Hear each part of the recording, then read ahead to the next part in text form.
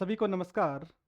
आज इस online platform पर हम नीति शास्त्र के संबंध में चर्चा करेंगे और नीति शास्त्र जो हमारे आरएएस मुख्य परीक्षा के पाठ्यक्रम में द्वितीय प्रश्न पत्र का जो प्रथम यूनिट जो दी गई है, जहां से 65 नंबर के क्वेश्चन पूछे जाते हैं और इस यूनिट की परीक्षा में एक अच्छी रैंक प्राप्त करने के लिए, प्रॉपर जो रैंक लाने के लिए काफ़ी महत्वपूर्ण भूमिका होती है।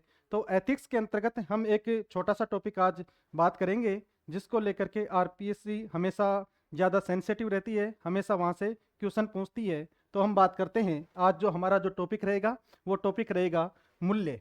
और ये जो टॉपिक है, जो वैल्यूज जिसके बारे में बात करते हैं, ये टॉपिक हमारा इति शास्त्र का जो पहला जो टॉपिक है एथिक्स का, उसके बारे में हम चर्चा करने जा रहे हैं।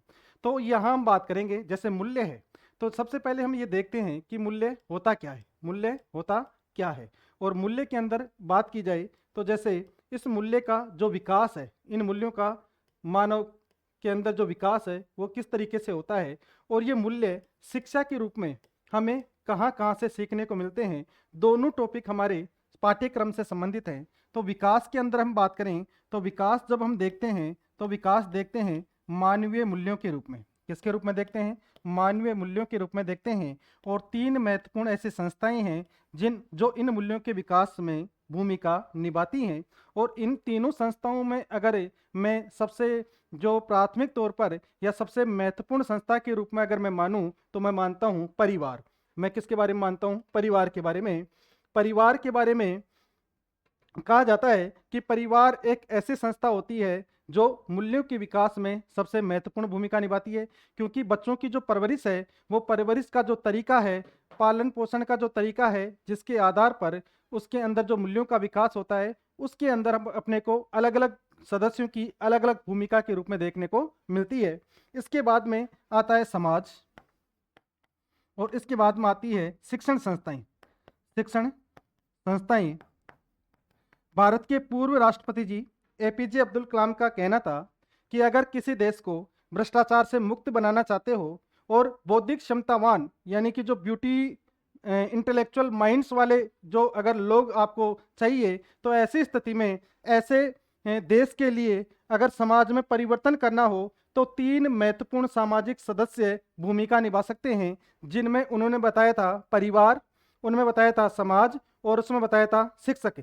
यानी ये तीन ऐसे महत्वपूर्ण, यानी कि जो विशेष रूप से अगर देखें तो माता, इसके अलावा जैसे पिता, और इसके अलावा जो शिक्षक है, ये तीन है जो किसी भी देश को भ्रष्टाचार मुक्त बनाने में या फिर जो बौद्धिक क्षमतावान व्यक्तियों को निर्माण में महत्वपूर्ण भूमिका निभा सकते हैं।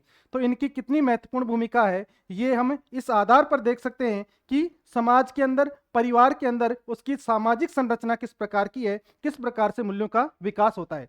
तो एक तो हो गया विकास।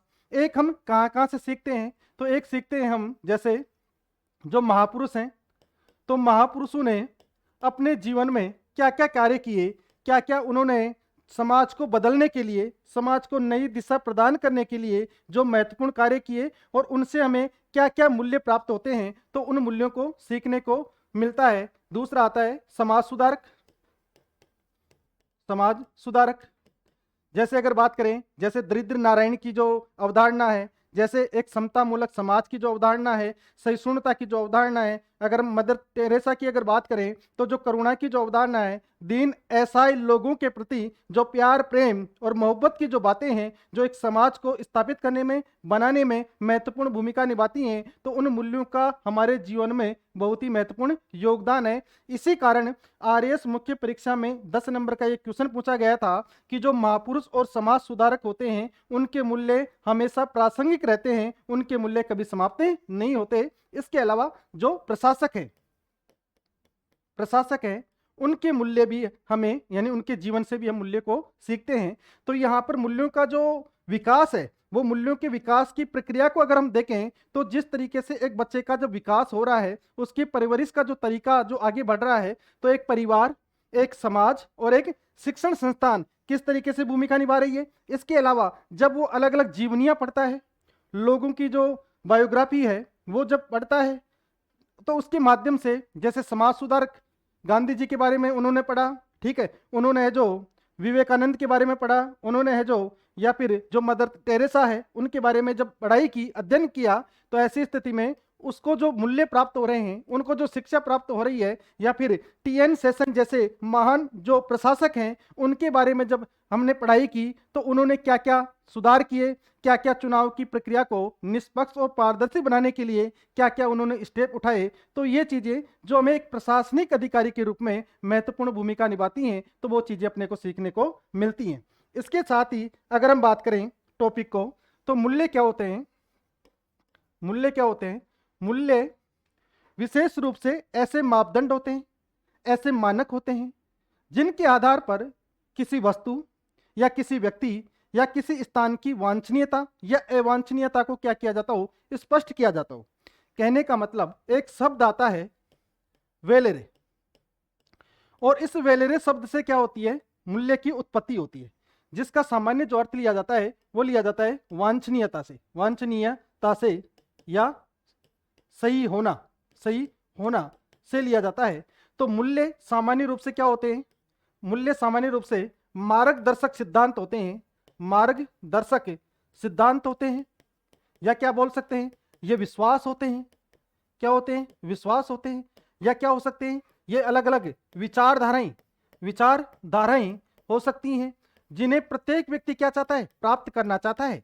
प्रत्येक व्यक्ति अपने चरित्र और आचरण में उनको समाहित करना चाहता है, ताकि समाज के अंदर उसे इनके पालन से प्रतिष्ठा, उसे एक जो सम्मान की जो भावना है, समाज के द्वारा उसके नेतृत्व को स्वीकार करने की जो अवधारणा है, उसको आगे बढ़ाया जा सके। तो प्रत्येक व्यक्ति प्राप्त करना चाहता है, तो उसे हम क्या कहते हैं? उसे हम मूल्य कहते हैं। क्या कहते हैं? मूल्य। यानी जो किसी वस्तु या व्यक्ति की वांछनीयता या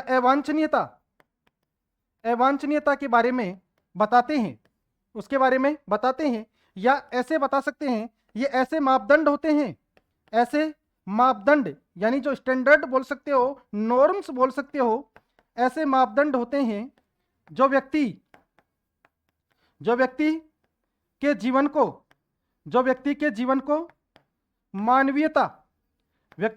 को मानवीयता प्रदान करते हैं, व्यक्ति के जीवन को सार्थक बनाते हैं, व्यक्ति को एक नई दिशा निर्देश देने का कार्य करते हैं, व्यक्ति को उसके जीवन में मार्गदर्शन देने का भी कार्य करते हैं।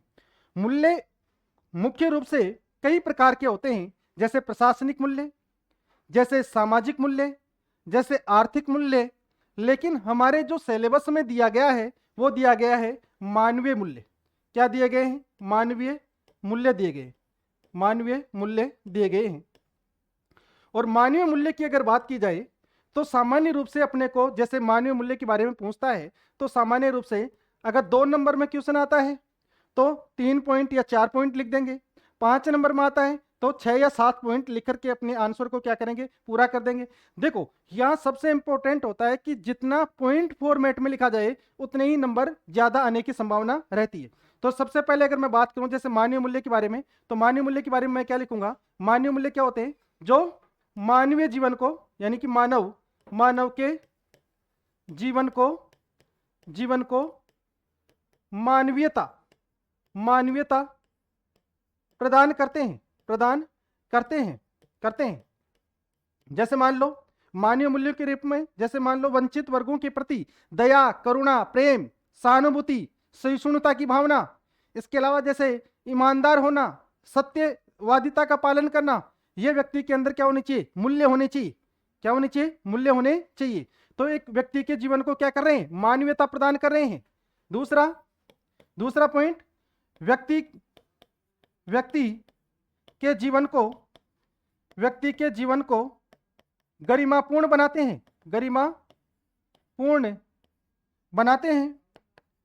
हैं, उसका चारित्रिक विकास करते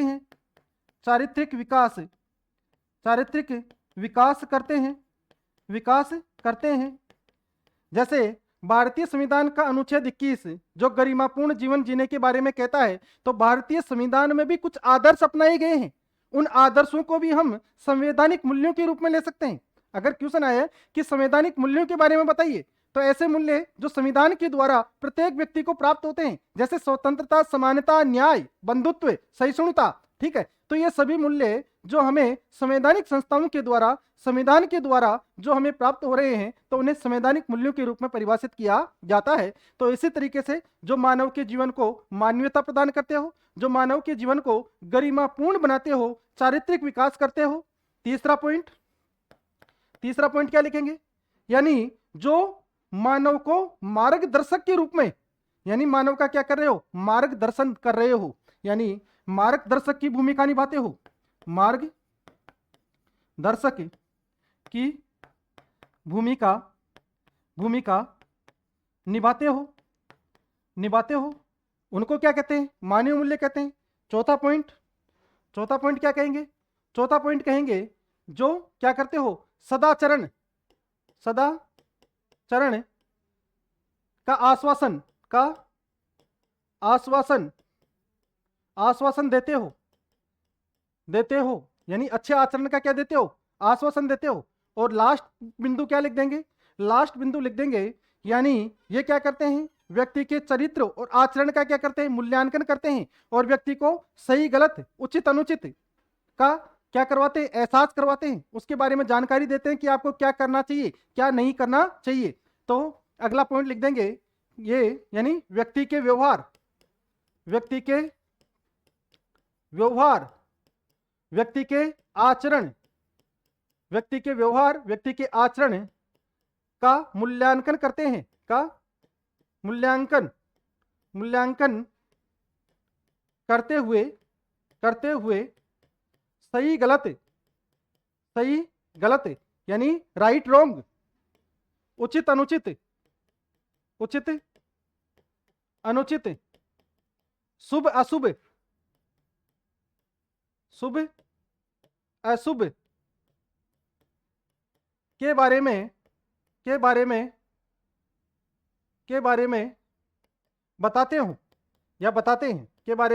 बताते हैं। और जब व्यक्ति को पता चल जाता है कि कौन सा कार्य उसे नहीं करना चाहिए, तो ऐसी स्थिति में व्यक्ति उस कार्य को नहीं करेगा। क्योंकि समाज के अंदर व्यक्ति के प्रत्येक कार्य का क्या होता है? मूल्यांकन होता है। और समाज में जब उसके कार्यों का मूल्यांकन होना शुरू हो जाता है, तो ऐसी स्थिति में व्यक्ति क्या चाहता है? व्यक्ति की अपेक्षा रहती है कि समाज का प्रत्येक व्यक्ति उसका सम्मान करे, उसका रेस्पेक्ट करे, और रेस्पेक्ट करने के साथ ही जैसे उसके द्वारा कोई बात कही जा रही है, तो उस बात को समाज के द्वारा स्वीकार किया जाए, समाज के प्रत्येक व्यक्ति उसका क्या करे? अनुसरण करे। तो ऐसी स्थिति में समाज के अनुसार व्यक्ति क्या करने लग जाता है? यानी जो नियम है, जो मानक है, जो मूल्य हैं, उनको अपनाना शुरू कर देता है। तो मानवीय मूल्य का जब क्वेश्चन आता है, तो मानवीय मूल्यों में ये 5 पॉइंट है। एक तो जो मानव जीवन को मानवीयता प्रदान करते हैं, व्यक्ति के जीवन को गरिमापूर्ण बनाते हैं, चारित्रिक विकास करते हैं, मार्गदर्शक की भूमिका निभाते हैं। इसके अलावा सदाचरण का आश्वासन देते हैं, जो व्यक्ति के व्यवहार आचरण का मूल्यांकन करते हुए सही गलत, उचित अनुचित का, शुभ अशुभ के बारे में बताते हैं। तो उन सबको हम क्या कहते हैं? मानवीय मूल्य कहते हैं।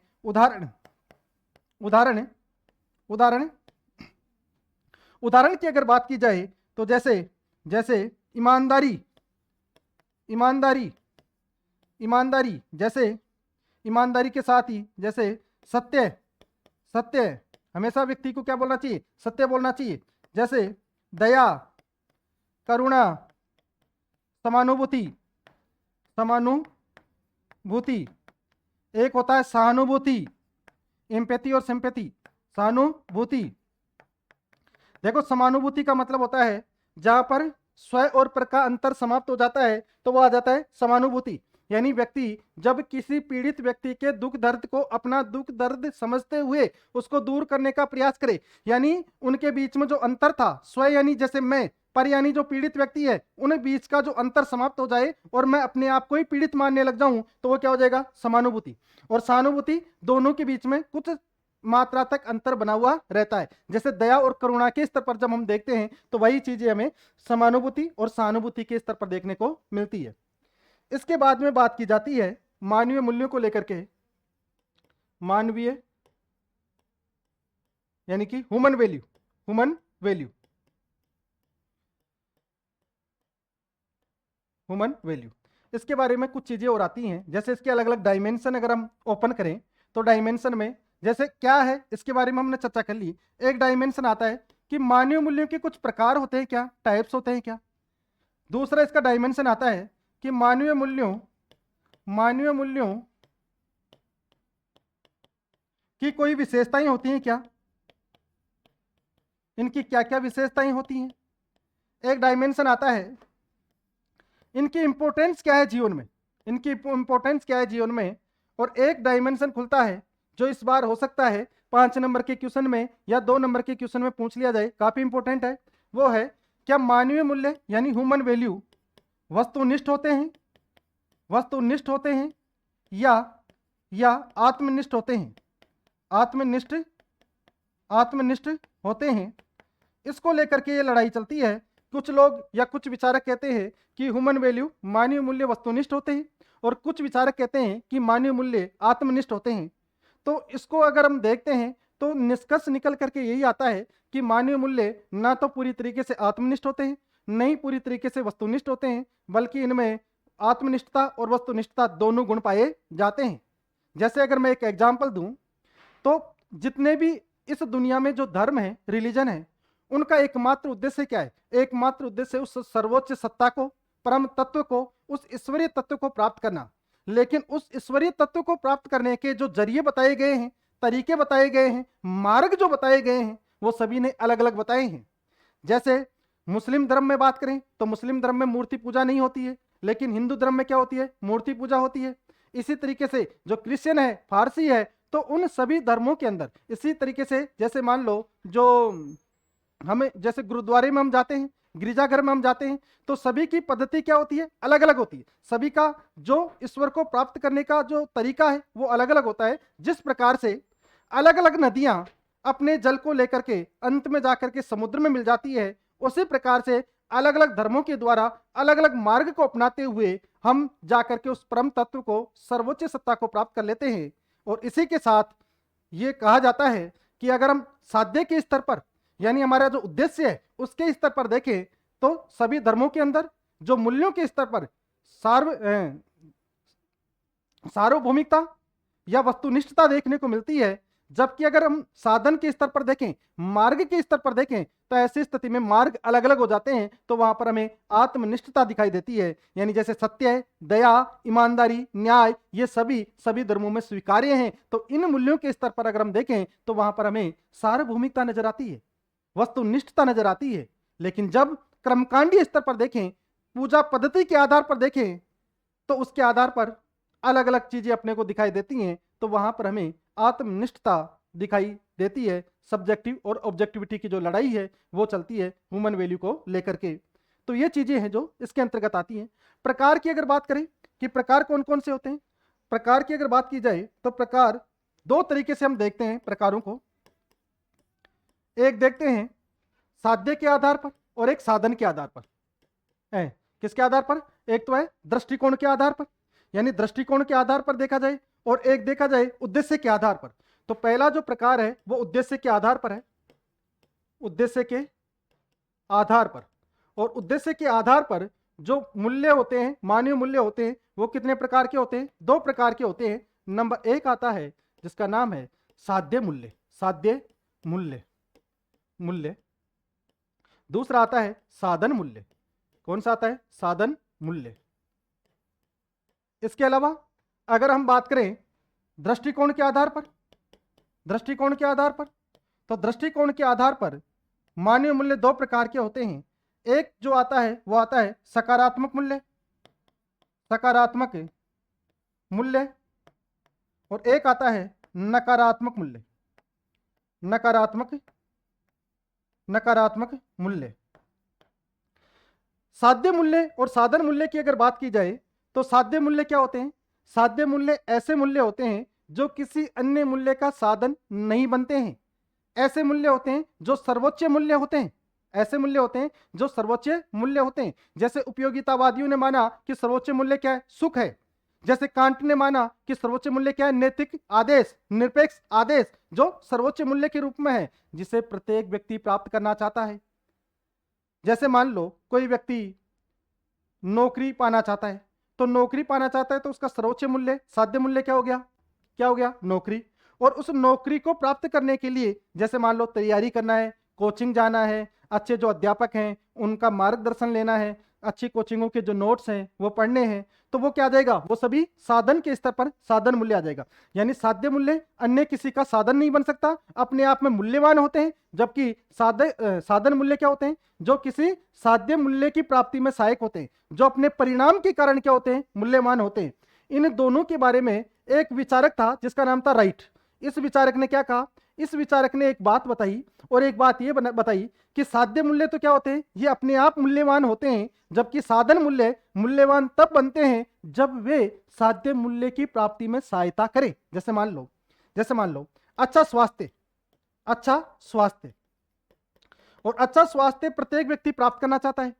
तो अच्छे स्वास्थ्य की प्राप्ति में व्यक्ति क्या करेगा? जैसे दवाइयां लेगा, ठीक है, जैसे व्यायाम करेगा, जैसे योग करेगा।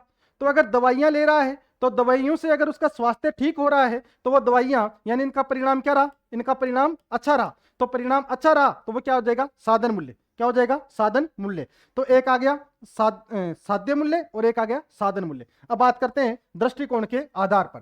पहला आता है सकारात्मक मूल्य।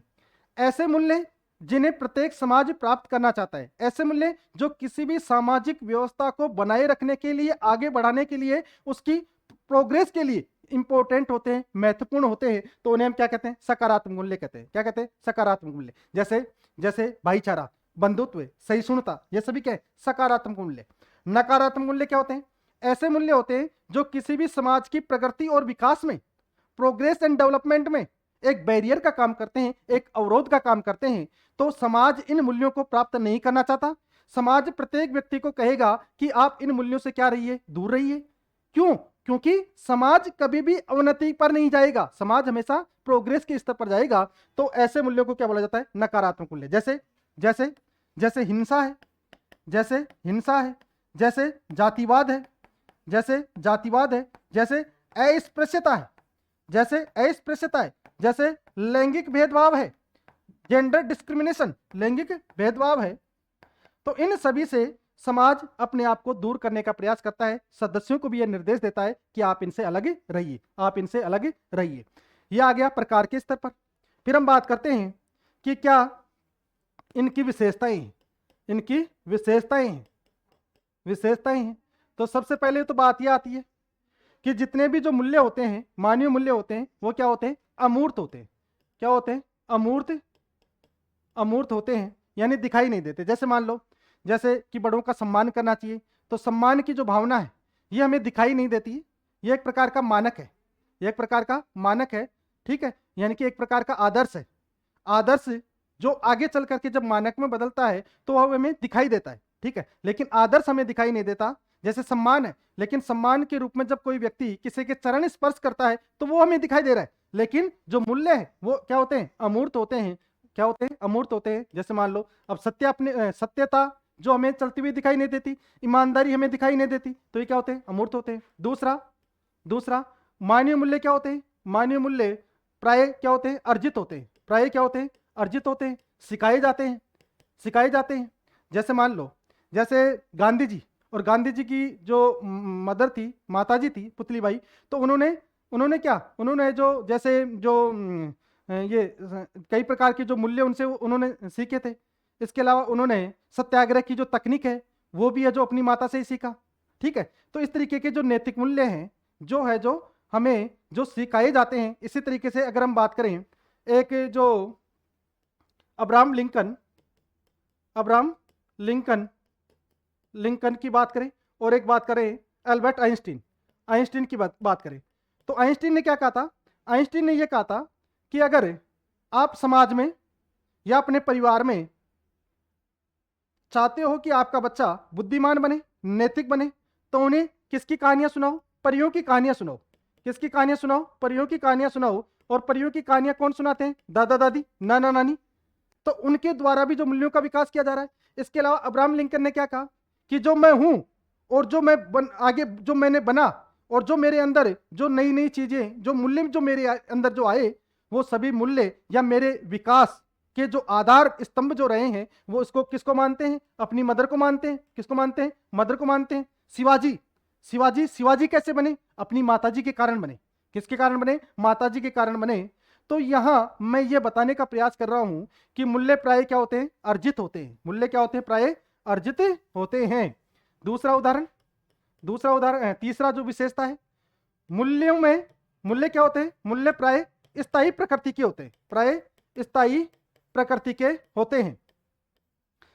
मेरा कहने का मतलब यह है कि मूल्यों में जो बदलाव है, एक बार मूल्यों का विकास हो गया, मूल्य आपके चरित्र और आचरण के हिस्से बन गए, तो उनमें बदलाव होना बहुत ही मुश्किल होता है।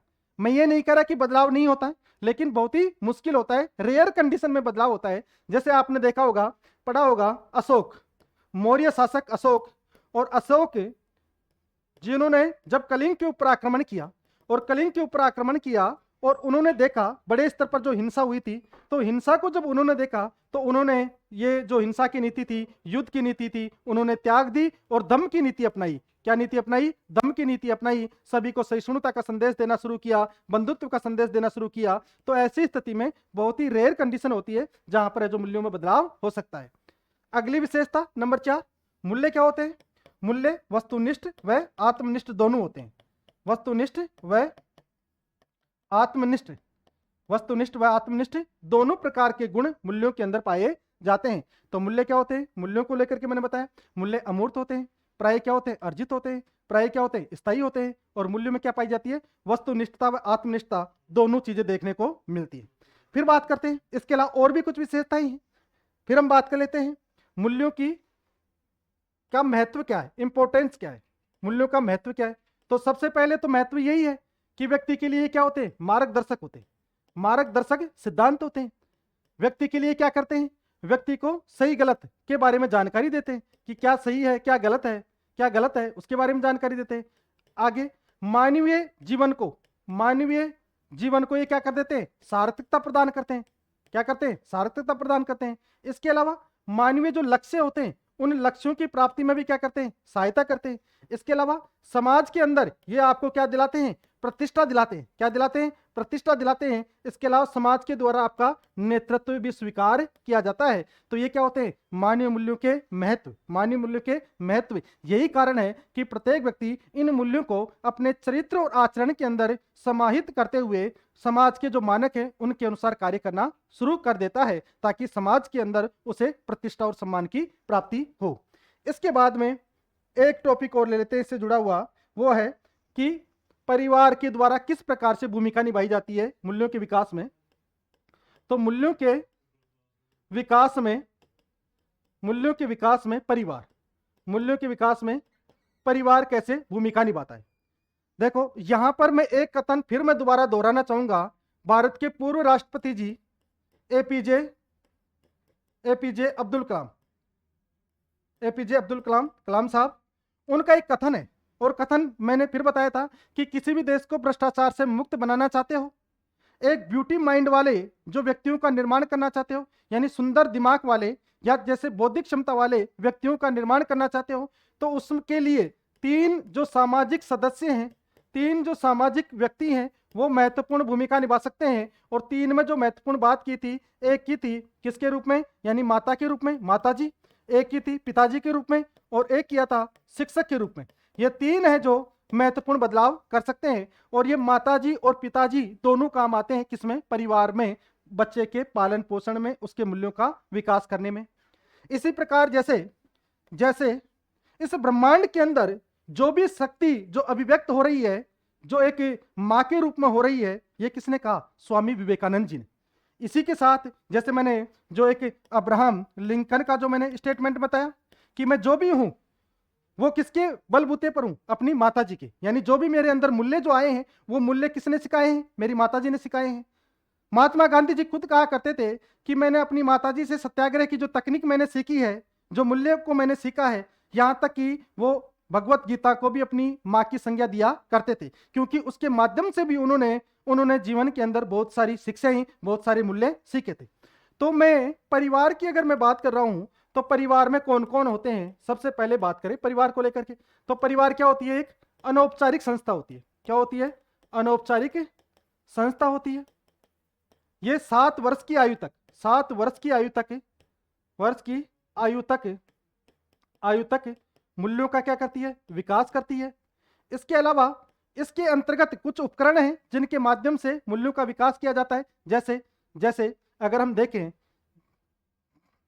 जैसे देख सकते हैं भूमिका निर्वहन, भूमिका निर्वहन, ऑब्जर्वेशन, यानी ऑब्जर्वेशन के साथ साथ भूमिका निर्वहन के साथ साथ जैसे जैसे लोभ, ठीक है, जैसे दंड, जैसे पुरस्कार, दंड, पुरस्कार, पुरस्कार, ये कुछ ऐसे उपकरण हैं। जैसे मान लो जैसे बच्चे के द्वारा कोई अच्छा कार्य किया गया तो उसको हम क्या दें, शाबाशी दें, उसको पुरस्कार के रूप में क्या दें, टॉफी दें। तो टॉफी देंगे तो उसको क्या मिलेगा, मोटिवेशन मिलेगा, और उसको लगेगा कि मैंने कार्य बहुत अच्छा किया है और ऐसे कार्य करने से मुझे आगे भी क्या मिलेगा, पुरस्कार मिलेगा। तो ऐसे में क्या करेगा, वो अच्छा कार्य करता हुआ चला जाएगा। अगर किसी बच्चे के द्वारा कोई गलत कार्य किया गया तो उसे क्या दिया जाए, दंड दिया जाए। तो दंड देंगे तो उसको लगेगा कि ऐसा कार्य मेरे को नहीं करना चाहिए था, क्योंकि ऐसा कार्य करने से क्या हो रहा है, ऐसा कार्य करने से मेरे को दंड मिल रहा है। तो यहां परिवार में अगर बात की जाए तो सबसे पहले अगर बात करें तो दादा दादी, दादा दादी ये क्या होते हैं, ये होते हैं फिलोसफर, दार्शनिक के रूप में भूमिका निभाते हैं। दार्शनिक, दार्शनिक के रूप में क्या करते हैं, भूमिका निभाते हैं। मैं बात करूं पिताजी की, तो पिताजी जो भूमिका निभाते हैं वो निभाते हैं मार्गदर्शक के रूप में, मार्गदर्शक के रूप में, गाइडर के रूप में भूमिका निभाते हैं। फिर मैं बात करूं माता जी के रूप में, माता, तो माता जो भूमिका निभाती है एक शिक्षक की भूमिका, एक शिक्षिका की भूमिका निभाती है, शिक्षक या शिक्षिका की भूमिका निभाती है। जैसे दादा दादी, अब दादा दादी क्या करेंगे, हमें परियों की कहानियां सुनाएंगे। किसकी कहानियां सुनाएंगे, परियों की कहानियां सुनाएंगे। जैसे अल्बर्ट आइंस्टीन का कहना था कि अगर आप चाहते हैं कि आपके बच्चे बुद्धिमान बने, आपके बच्चे अधिक बौद्धिक क्षमता वाले, नैतिक मूल्यों को धारण करने वाले बच्चे बने, तो उसके लिए जरूरी है कि आप उन्हें परियों की कहानियां सुनाएं, और ज्यादा परियों की कहानियां सुनाएं, ताकि उनके अंदर अलग अलग जो मूल्यों का क्या हो, विकास हो। तो परियों की कहानियां सुनाते हैं। ये क्या करते हैं, ये आध्यात्मिकता, आध्यात्मिकता का क्या करते हैं, विकास करते हैं। ये हमारे अंदर जैसे ध्यान, ध्यान, जैसे योग, योग, इनके बारे में हमें, मूल्यों के बारे में हमें बताते हैं। जैसे कि बड़ों का सम्मान करना चाहिए, बड़ों का क्या करना चाहिए, सम्मान करना चाहिए। इन मूल्यों के बारे में अपने को सिखाते हैं।